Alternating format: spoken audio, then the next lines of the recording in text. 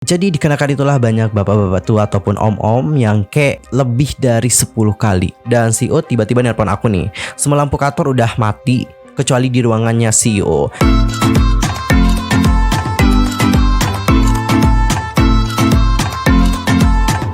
Annyeonghaseyo Cungdul, user Kim Emnida, welcome back to my YouTube channel. Nah, gimana sih kabarnya hari ini? BP Kaca dong ya. Dan bagi kalian semua yang lagi dalam kondisi ke BP Kaca, keep fighting guys, don't give up. Dan untuk hari ini kita akan masuk ke dalam segmen sisi kelam dunia perkepopan untuk membahas tentang hal-hal yang kelam di dunia perkepopan. Nah, untuk kali ini ada sebuah kasus yang mana kasusnya ini juga buat aku terkejut, shock parah, dan juga nggak nyangka ini tuh terjadi di dunia perkepopan. But wait, tahan dulu sebelum kita ngebahas tentang hal itu bersama-sama. Pastikan untuk tekan tombol subscribe, bunyi loncengnya, serta jangan lupa juga buat like, comment, and share kepada teman-teman yang lain. Dan berikutlah pembahasan selengkapnya. Nah Cinggu, untuk akhir-akhir ini objektivitas seksual terhadap pria ataupun wanita di industri hiburan Korea, terutama industri musik K-pop, itu lagi marak terjadi. Dan hal ini juga sudah terjadi dari tahun-tahun lalu gitu ya kan. Ini tuh bukan hal yang baru tapi emang udah terjadi lama banget. Dan untuk hal-hal seperti ini itu tidak terjadi di Korea saja tapi juga terjadi di industri hiburan di seluruh dunia. Dan ini kayaknya bukan rahasia umum lagi deh. I mean semua orang juga tahu tentang hal yang satu ini gitu. Tetapi konsumen K-pop sebaiknya itu mengingat ya bahwa pelanggaran ringan dan juga kejahatan seksual di dalam industri musik K-pop itu merupakan kenyataan yang berpotensi untuk menghancurkan tidak hanya karir tetapi kehidupan dari seseorang. Dan hanya karena kita tidak melihat hal tersebut bukan berarti itu tidak benar-benar terjadi. Tapi itu memang terjadi dan hanya kita saja yang tidak sadar akan hal tersebut.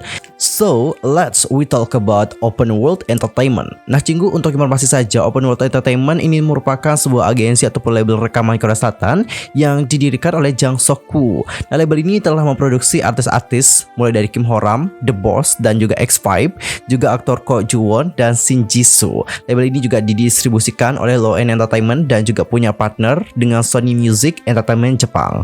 Seperti yang mungkin sudah kalian baca dan juga dengar beritanya, CEO sekaligus pendiri dari agensi tersebut yaitu Jang Sok-woo telah melakukan hal yang benar-benar menurut aku parah banget terhadap trainee. Dan bahkan katanya dia itu nggak cuma melakukan sendiri, tapi dia itu juga maksa idol pria untuk melakukan hal tersebut. Dan juga pada tanggal 12 April, kantor polisi Gangnam di Seoul mengeluarkan pernyataan yang mengatakan bahwa Chang yang awalnya menyangkal semua tuduhan yang dikenakan kepadanya telah mengakui sebagian dari tuduhan itu. Meskipun tuduhan mana yang diakui juga tidak ditentukan. 3 hari kemudian pernyataan lain dirilis dan juga mengkonfirmasi hal yang terburuk. Jadi Cinggu, ternyata ya sejak akhir 2010 Jang itu telah melakukan hal tersebut kepada para trainee wanitanya. Tahu nggak berapa kali dia melakukan hal tersebut? Lebih dari 10 kali. Parah banget sih. Dan selama waktu itu ia juga katanya memaksa anggota grup idol pria dari agensinya sendiri untuk melakukan ataupun meniduri para trainee ini. Jadi ini istilahnya kayak geng gitu sih guys, geng-gengan gitu. Kayaknya dia emang fetisnya kayak gitu sih. Karena menurut aku ini nggak normal banget loh. Ya nggak sih? Masa dia tuh maksain orang untuk melakukan hal tersebut kalau dia nggak punya fetis tersendiri, ya nggak sih? Selain itu polisi juga melaporkan bahwa mereka telah mengumpulkan kesaksian dari beberapa korban yang menguatkan tuduhan tersebut, termasuk kesaksian bahwa Jang telah menggunakan kekuasaan dan juga pengaruhnya untuk hal itu. Jumlah korban yang dilaporkan sedikitnya ada 10 wanita muda dan polisi juga kini menduga pelecehan itu terjadi sejak tahun 2008, bukan hanya di tahun 2010 saja. Apa yang dimulai sebagai cerita yang mengerikan itu hanya menjadi lebih buruk dari hari ke harinya. Kalian tahu gak kenapa alasannya? Karena setiap hari tampaknya tidak hanya membawa lebih banyak bukti kejahatan seksual berat yang dilakukan terhadap para trainee. Setidaknya beberapa di antara trainee tadi itu masih berada di bawah umur. Jadi ini juga yang membuat kasus itu makin berat. Bayangin anak di bawah umur loh guys. Tetapi nih Cinggu, ada juga bukti lain yang dikonfirmasi bahwa si Jang ini sepertinya menggunakan zat yang namanya adalah aprodisiak. Jadi zat aprodisiak ini kayak menyeratkan bahwa dia itu kayak membius para korbannya sebelum melakukan hal tersebut. Dan katanya setelah membius korbannya, si Jang ini akan meminta para idol pria untuk melakukan hal tersebut kepada mereka. Dan setelah itu nih Cinggu, 2 anggota grup idol itu ditangkap karena dicurigai terlibat dalam hal-hal yang telah dilakukan oleh si Jang. Walaupun apakah mereka ini bersedia menjadi pemain saja ataupun hanya diperintahkan oleh Jang itu masih belum dikonfirmasi oleh pihak kepolisian pada saat itu. Dan polisi juga telah mengeluarkan surat perintah penangkapan untuk penyanyi yang usianya itu 30 tahunan meskipun tidak menandatangani kontrak bersama dengan Open World Entertainment, tapi dia itu punya hubungan dengan agen tersebut dan juga dilaporkan dilaporkan dengan sukarela mengambil bagian dalam aktivitas untuk penanaman cabenya. Untuk namanya bersama dengan nama-nama idol yang ditangkap itu juga tidak dirilis. Namun polisi mengkonfirmasi bahwa idol pria tersebut bukan anggota grup idol yang The Boss, oke? Karena untuk Open World Entertainment itu punya idol pria juga. Salah satunya mereka juga punya boy group, nama boy groupnya adalah The Boss. Nah, mungkin banyak dari kalian yang belum kenal sama The Boss, boleh dong ya kita kenalan sama The Boss. Jadi Cinggu, The Boss atau yang sering disebut dengan DGNA merupakan boyband asal Korea Selatan yang dibentuk oleh Open World Entertainment di tahun 2010.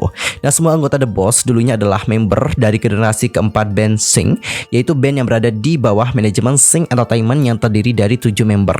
Namun generasi keempat yang beranggotakan Mika, Karam, Hyunmin, Inchun, dan Jae melanjutkan karir musiknya setelah Sing digantikan generasi kelima dengan menandatangani kontrak bersama dengan Open World Entertainment untuk membentuk The Boss. The Boss memulai debutnya pada tanggal 4 Maret 2010 dengan merilis single berjudul Admiring Boy. Dalam karirnya, The Boss juga dikenal sebagai grup ekspor K-pop karena dalam promosi mereka mengembangkan sayap terlebih dahulu ke Jepang. Tanya lagu-lagu mereka, The Boss juga digilai karena ketampanan para membernya. Nah, Cinggu, berbicara tentang The Boss, ada salah satu membernya. Jadi untuk membernya ini juga kayak dicurigai dia itu menjadi korban dari CEO. Karena untuk membernya ini itu pernah ngungkapin gitu ya kan, namanya adalah Karam. Oke, aku belum kenalin ya, namanya adalah Karam. Jadi untuk Karam ini dia pernah cerita kalau ada pria-pria tua, bukan cuma satu doang gitu ya kan, tapi ada beberapa pria tua yang kayak deketin dia, habis itu kayak melakukan hal tersebut guys. Tapi bukan yang sampai gitu, dia itu cuman kayak disentuh, habis itu area yang sensitifnya dia itu kayak dipegang-pegang sama si pria-pria tua tadi. Untuk lebih lanjut, si Kara mengatakan kayak gini: jika seorang pria dewasa datang ke arah saya ataupun mencoba menyentuh saya membencinya. Bukannya aku mendorong mereka menjauh ya, tapi aku hanya tidak suka. Ada banyak hal luar biasa lainnya yang harus saya lalui. Saya punya banyak cerita untuk dibongkar.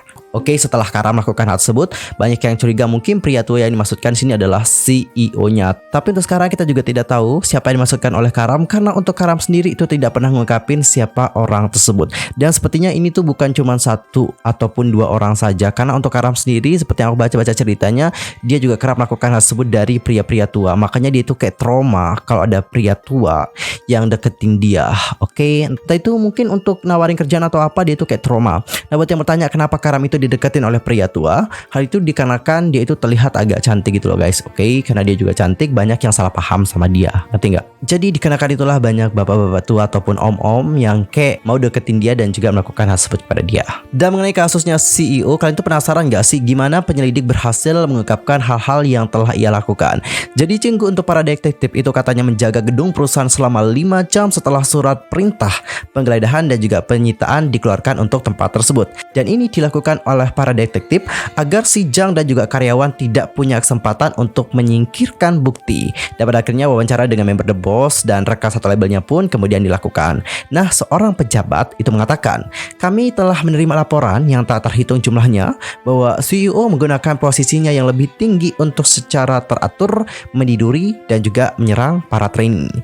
Lebih dari 30 korban terlibat dalam kasus ini. Parah, 30 loh. Dan Cinggu, setelah berita ini itu tersebar dan juga dipublish, banyak dari netizen terutama para penggemar K-pop itu marah dengan CEO dan juga telah melontarkan kritikan. Dan katanya Cinggu, lebih dari 1000 komentar dalam sehari ditandai pada artikel tentang penangkapannya si Jang.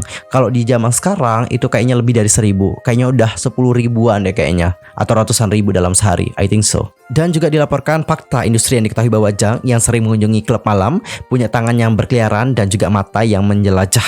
Nah, ada di sini seorang sumber itu mengatakan kepada media Korea, ketika dia mabuk, tangannya itu selalu menjadi masalah loh. Dia kadang-kadang meraba-raba karyawan wanita. Jadi takut ya gitu ya kan, deket-deket sama dia. Jangan deket deh guys, serius.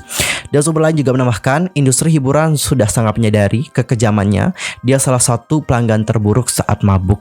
Tetapi Cinggu, pengungkapan yang paling mengejutkan datang dalam bentuk polisi Korea yang mengatakan bahwa mereka telah menerima lebih banyak laporan skandal tentang Jang yang diduga memaksa anggota grup idol pria untuk meniduri trainee wanitanya. Mengenai masalah ini, juru bicara kantor polisi Gangnam mengatakan perincian pasti dari kecurigaan harus menunggu sampai penyelidikan berakhir dan kami tidak dapat mengkonfirmasi untuk Anda segala sesuatu mengenai korban wanita. Dan juga dalam acaranya MBC, nama acaranya adalah Good Day Entertainment Plus. Nah di situ ada seorang korban dari CEO Jang itu telah diwawancara dalam program tersebut, dan berikut adalah hasil wawancaranya. Coba kita lihat bersama-sama. Waktu audisi, CEO menyuruhku melakukan tarian yang bergairah kepadanya. Kupikir dia ingin melihat seberapa besar bakatku, tapi justru aneh. Ketika aku menari, dia nanti minta aku untuk duduk di pangkuannya dan meminta aku untuk mengekspresikan apa yang aku rasakan. Dan bahkan Cinggu untuk trainee ini juga menceritakan dia itu pernah diminta datang untuk latihan di tengah malam. Latihan di tengah malam dong. Dan dia juga mengatakan kayak gini, waktu itu udah pukul 9 malam dan CEO tiba-tiba nelpon aku nih. Semua lampu kantor udah mati kecuali di ruangannya CEO.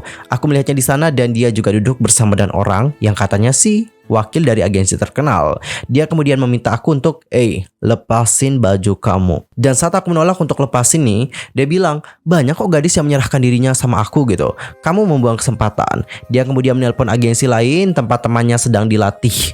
Dia mengatakan, gadis ini gak punya bakat. Dan seolah menambah hinaan pada luka, Open World Entertainment juga mengeluarkan pernyataan permintaan maaf kepada publik karena telah menimbulkan kekecewaan. Tetapi yang tidak terlihat dalam teks permintaan maaf adalah penyebutan korban ataupun pelecehan yang mereka alami. Permintaan maaf itu bagaimanapun meminta First untuk menahan diri dari membuat spekulasi tentang keterlibatan salah satu artis agensi yang telah menderita dari tuduhan salah yang dilontarkan media kepada mereka.